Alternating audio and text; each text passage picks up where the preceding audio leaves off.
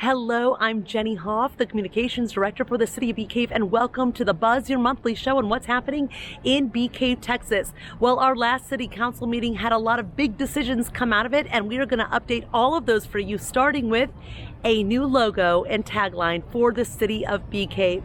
This has been an effort that has taken more than a year. We've worked with a marketing firm. We've conducted hundreds of interviews of our residents and community members in the area, and we worked with a committee of 6 people in order to come up with this logo. It represents what the people talked about, what they thought of when they thought of Bee Cave, Texas, and it's a nice, clean, more iconic look for the City of Bee Cave. Now, a lot of you have already asked about getting merchandise. We are working on that.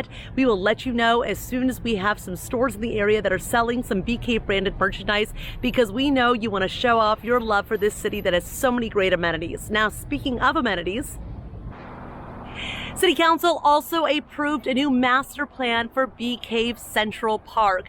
This has also been in the works for years, with multiple surveys put out to the community, hundreds of respondents, and a lot of studies done to see what can be done to help our park evolve. The next part is they will get a call for designs to come in. That should take about a year, and then work on some of that infrastructure will take place, increasing parking and accessibility to the park.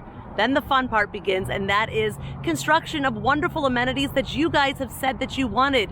That will require some fundraising and some grants, so we will keep you updated on that throughout. Now, speaking of construction, the Bee Cave City Council also approved moving forward with a joint public safety facility between the Bee Cave Police Department and Lake Travis Fire and Rescue. Right now, both of those agencies have their buildings right along the Bee Cave Sculpture Garden in the shops at the Galleria. What this will allow them to do is build a much nicer facility that they can then share with a lot of the same shared resources and both contribute to financially. It will be the same general location, just a little bit closer up here to Highway 71. Now, speaking of public safety, you can come out and see them at our 3rd annual Haunted Trail. This year it will take place over the nights of the 27th and 28th. That's going to be the adult and kids over 13 aged trail and haunted tunnel experience. It will be very spooky, so parental discretion is advised. And then we'll have our all ages trail and family fun experience on Sunday the 29th, starting at 4 p.m. right behind Chick-fil-A. You can park in the Target parking lot, and that will include many fun surprises for kids of all ages. So come dressed in your best for this Halloween fun. Now, speaking of events, if you've always dreamt of bringing Germany's Oktoberfest right here to Bee Cave, well, you are in luck. The Hill Country Galleria is hosting an Oktoberfest this year, October 14th from 2 to 6 p.m. There'll be live music, beers to choose from, food that you can purchase, face painting, games, and more.